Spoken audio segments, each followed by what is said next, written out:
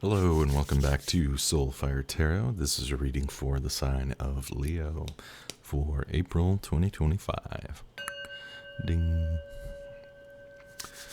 Alright, Leo, let's see and explore the time well for this month. I'll be drawing first from the Psychic Tarot card deck. I read these only upright and to provide a general kind of theme spread.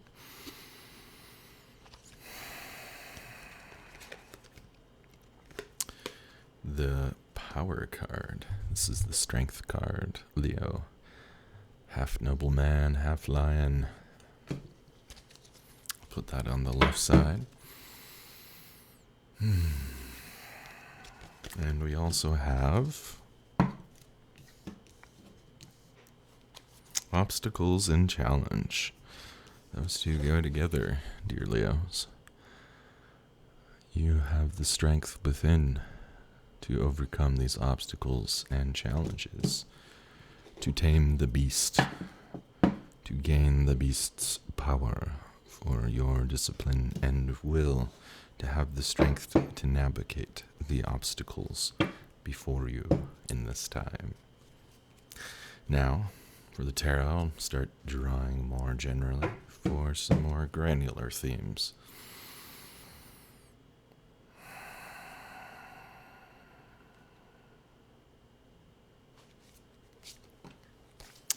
Yes, we have the Six of Wands. People are here. People want your success, Leo. People want to celebrate and come together with you for overcoming what you have been going through and what you have yet to accomplish. This is a card of significant celebration and witnessing you for that. I'll put that in the center for you, Leo. Let's see what else is here.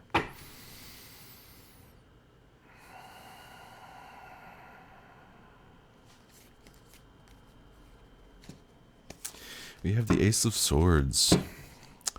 Decisions, new empowerment, a new idea, a new creative opportunity to make a decision that can be quite significant in lifting you up and serving peace, bringing you reciprocity and relief.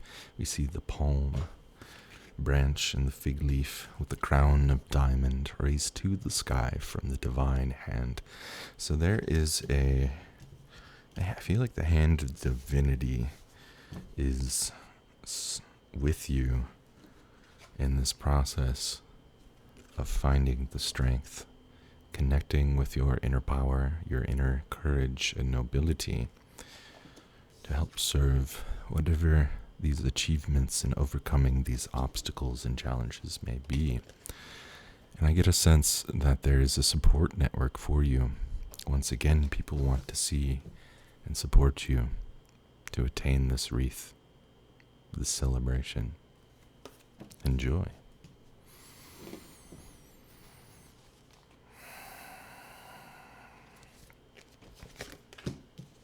We have underneath the challenges the Two of Swords in reverse, a card of questioning our decisions, making a decision in the dark, waiting, unfulfilled desires, a kind of not seeing exactly what the decision is. So perhaps for you, there's yet to be clarity underneath this obstacle and challenge. Perhaps there is a question of what do you desire, what are you seeking, and what may come to meet you there, to cross in this decision. Something with some kind of idea. Let's get a little clearer on that. Yeah, so this is a fear, or perhaps a threshold, more generally. We have the Eight of Pentacles. So pertaining to our worldly life, we see this gateway, and there is a snake on the bottom, and she is afraid. Like, oh, I don't want to slip on that snake. But, what about?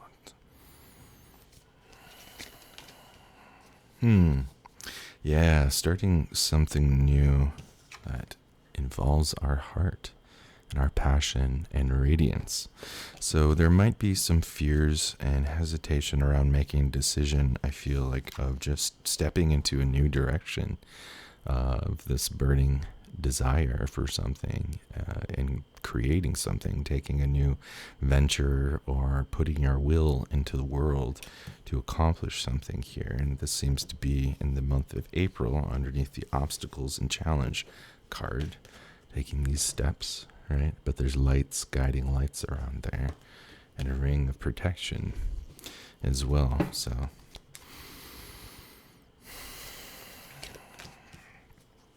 yeah, the Princess of Swords, this is encouraging you to use your intellect and cunning ability to think clearly towards taking some kind of action.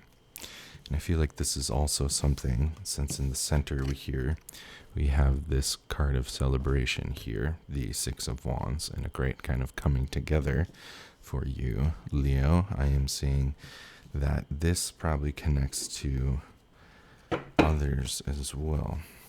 But I'm really feeling kind of like an honoring yourself. For some of you, it might, whatever this potential decision might be, it's suggesting that you find the strength and the power within yourself to honor what you feel is right for you and what you truly desire. And I feel like that's, again, underneath partly this obstacle and challenge in and of itself.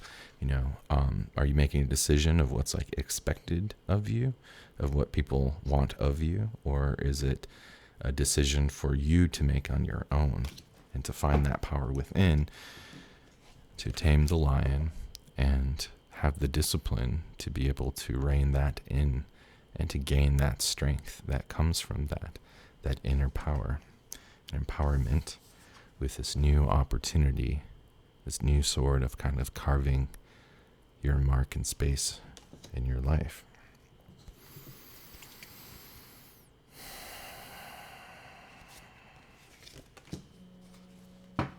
Bzz, bzz, bzz, bzz, bzz. Very loud door buzzers. We have the Five of Swords in reverse. This is a card of ruthless, cutting away, taking off heads, battling and fighting, arguing, debate, ruthlessness, right? This is a vicious card. We have this in reverse. I drew this underneath the Six of Wands, the celebration. And I feel like what this is saying is that some kind of like hardship, some kind of battle might be coming to an end, or perhaps that this celebration, this accomplishment is possibly related to ending something like this, wherein it might not be serving these accomplishments which people would love to take in celebrating with us. But let's go more into that. Yeah, so this is the Prince of Swords. Yeah, and I see this person in a chariot with a cherubim. I always feel like this is kind of like a card of showing that there is kind of like divine spiritual support, you know, towards moving and blazing and transitioning, you know, towards something that we have our minds sharply set upon. Or this is saying that underneath the Six of Wands, that, you know, kind of life, God, universe, whatever you want to think of it as, is kind of helping us, you know, to be able to achieve this celebration and this achievement. You know, I kind of see this almost as like somebody running a marathon, you know, and there's all these people like, yeah, you did it, awesome, you know, but like it takes work to get there, you know, to be able to go through that. And again, with the support of the power, the strength card. So I'm going to look a bit more into the left side here, since the right is pretty defined. There's two cards here. Yeah, so once again, with this idea, I feel like there's a contemplation and kind of waiting period of trying to find clarity and just being okay with taking the time of really kind of thinking, you know, and dreaming and getting clear about like where you're going, you know, and finding that warmth within yourself of what, you know, will give you warmth and radiance. This is the Three of Wands, so this has to do with willpower, manifestation, directed, applied will into reality, conducting something, you know, spiritual energy. But we see this smoke, and there's this hunky looking Viking dude looks like a fur trapper or something, or maybe he's just cosplaying as a Viking who's, looking at the smoke coming from this fire, and he's quite close to it in this dark forest as the hand of divinity is holding these three, right? So things have kind of been coming together, but I feel like you're in a place of kind of like contemplating and making a decision and seeing what's possible and trying to basically kind of gathering your energy. I feel like this is saying that connecting with the power card, to kind of gather your energy and get clarity, be prepared, and taking your time towards whatever this new opportunity here is, with the Ace of Swords. We also have the Prince of Pentacles, taking your time step by step, being steadfast and prepared, but not rushed towards whatever your destination is that's pertaining to your dreams. It helps to kind of have a map to know the territory, so you can navigate effectively for wherever you're journeying in this metaphor of this spread here. All right, another Psychic Tarot card here to back up where things are coming from. Yeah, we have the Throat Chakra card. This one comes up so often. It's the most pulled one I have. This is the 5, the Throat Chakra. So, I feel like communication and expressing yourself honestly and clearly is kind of influencing on the back end here, the whole course of energy through this reading. So I feel like this is kind of like a key kind of motivating factor for the fruition of this possibility and what you're kind of going through for this month. So I feel like, again, this is encouraging you to, reflect on what the Throat Chakra means to you. Perhaps there's something that you could communicate more about or be more honest with and express and put into the world. I have some friends where sometimes they're very unclear. For them to get clarity towards making decisions that's correct for them about certain ideas or positions or things that they might do or are doing, they have to soundboard it. They have to throw it out there and see what comes back and see what people do with it and pick it apart or support it. It helps give them more clarity around the situation. But in more generally, communicating and talking about being open to express things, ideas, thoughts, and feelings is kind of like a motor. It like brings things into the world, and all of a sudden it's at play, right? It's not just in here, but all of a sudden it has motive force to be effective in life, and the word can be powerful. Words can create and destroy. So, next I'll draw another card here. Let's see what some of the potential outcomes of where this is going through, the obstacles and challenges are for you, Leo.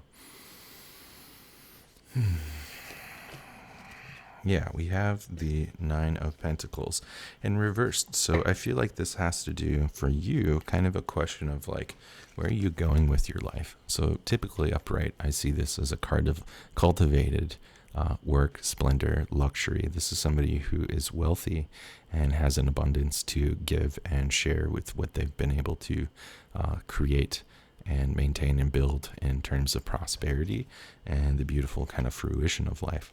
But seeing this in the reverse card here, I feel like this might be trending through this spread, and the theme thus far is kind of a question of like, what is your legacy? What do you want that to be?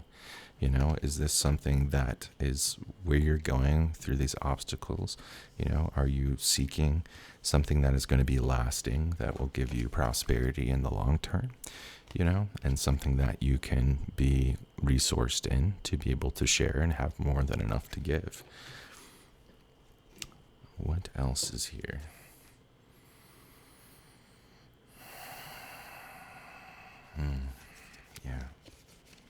The very bottom of the deck, the 5 of Cups. We have here, this is somebody who is grieving and mourning. So I feel like this is something to do with the past, though, and letting go of things that have left our life. Grieving, moving on. It's good and important to grieve, let me tell you. I've been dealing with anxiety that has been coming up from a tooth pain issue that was quite traumatizing when this tooth here cracked 4 years ago. It was the most excruciating pain ever.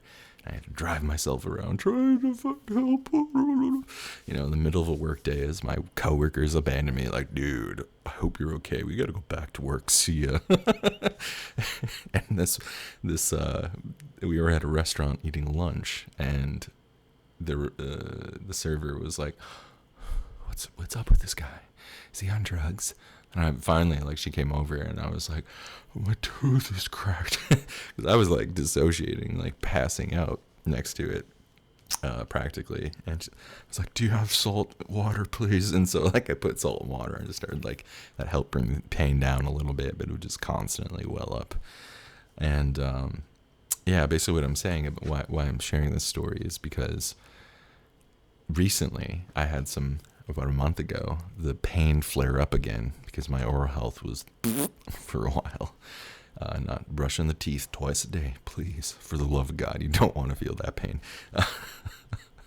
And it was triggering trauma. Like, I had a trauma response in my body where all of a sudden, just from one little flare up of pain, I was so stressed out and so much anxiety on my chest. Like, I could hardly breathe. I almost passed out several times at home trying to relax. I just couldn't. My heart was beating. Like, I couldn't breathe fully. Went to the hospital, got checked out. Everything was fine. They're like, yeah, I think you had a panic attack. I'm like, yeah, that's probably what it was. But I needed to settle that, you know? But here's the key of the story. The emotional release I felt. We got to the hospital. My girlfriend was with me for support. I'm so thankful she was there. And as we got out of the car, I just was like so emotionally overwhelmed. And I was like, "You just hug me." And then I just like broke down, just sobbing and crying like, I don't give a fuck what anybody thinks about that. Like, that's natural. We're just squishy creatures. Some of you men are going to be fucking women in the next life or whatever, you know, who cares? But it was so emotionally releasing. And I just was like, I can breathe again. I feel better now. But just letting that go. So I feel like seeing this and drawing this in kind of an outcome card, I feel like all of this, I feel like this is going to speak to some of you that, you know, grieving something, some kind of loss. It's an important part of life to let go, to help the emotions flow so that new life, new energy can come and we can honor whatever it is that we've loved that is lost. And if we don't complete that circle, it's going to build up and stay inside of us somewhere. You know, we don't want that to freeze. Some shamans, Martin Prechtel, you know, who's a Guatemalan shaman from the Tuxtla tribe, you know, is a Westerner who literally followed his dreams and became a shaman in Guatemala in the 70s. And his apprentice was like, oh, yep, here you are. And he's like, what? You knew I was coming? He's like, oh, yeah, the spirits have been telling me. You know, I made this whole journey from Arizona down to Guatemala. He has some excellent teachings, and I'll probably link this in the video about grieving. And he's such a poetic orator. The way he understands through his experience, being a shaman, somebody who can go into trance states and is working with spiritual energy, you know, between nature and human communities. He's now been in the West for decades. He had to leave his home country, unfortunately. It was tragic. And he talks about how grief can get stuck in our bodies, and that a lot of people of European descent, especially like really uptight emotionally, cloistered cultures, in particular in men, he sees cancer, largely certain sorts, as unprocessed grief or unprocessed emotions that freeze into, they call it like stone tears is the way he talked about it, like in their culture. And so when they would see somebody who would like, you know, with their spiritual vision in a trance state where they can just like intuit and directly know things, you know, through an altered state of consciousness, they would see that and be like, yeah, you got to grieve, man. Like, you lost your house, burned down, you lost your children. Like, man, what are you do? Come on, let's get it together. Come on, cry. And then sometimes for people who had a hard time crying in their tribal village society, they would have people that they could hire called like tear jerkers. There were these like women who were like so emotionally clear and in touch with themselves that they could start the crying, grieving process. Then all of a sudden, like everybody who was like around witness for like that grieving ritual would just be like, you know, and I would just get all the tears flowing. And he really poetically puts it as, like, it becomes water that flows to serve, the thing that we loved. It creates a river so that they can canoe back home to the source of heaven, or whatever you want to think of it as, right? The mysterious beyond. So, all right, I'm going to now look into. I'm a pirate.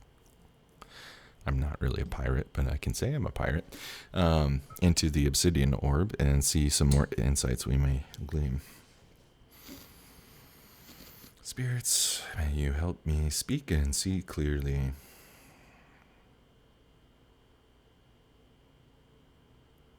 Yeah, so this ultimately has to do with the transmission of the balance between service of self and service of others. Sometimes we're in the process of serving ourselves to be able to come to a more empowered state. We have to set aside some of the needs of others to put ourselves first so that we may become more clearly aligned to be able to fulfill the means of which our life is guiding us to be the best version of ourselves, so that we ourselves may find the satisfaction of joy of why we're here in life. Thus, it may help to actually transcend and overcome certain obstacles, challenges, and limitations to find the power within and to have the strength and discipline to be able to order that, to gain more resources and transforming things that may be holding us down into assets of energy that might give us the strength and the levity to transform and pass through the gates of the threshold of which we may fear and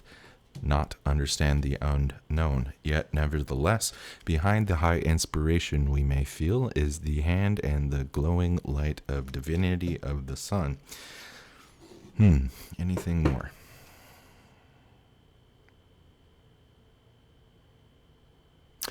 I feel like for some of you, the word exposition is coming to mind.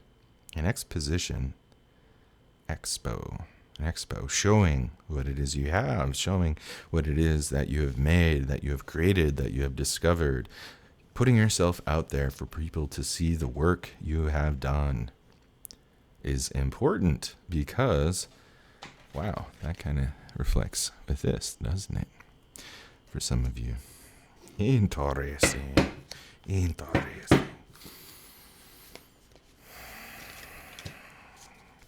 Yeah, I just drew a card here. This is saying, don't be arrogant. Don't be an arrogant fool. So much of our success could not be without the support of others. Yeah, there's mavericks who do everything on their own, but even then, the things they have that they're working with, everything goes into it. Some hand has touched it. Someone has spent sweat, blood, and tears, and joy, and effort. Something has come from another place to be able to become something new that we make use of and bring into our life. All right, dear Leo, let's do a wild mystic oracle card here.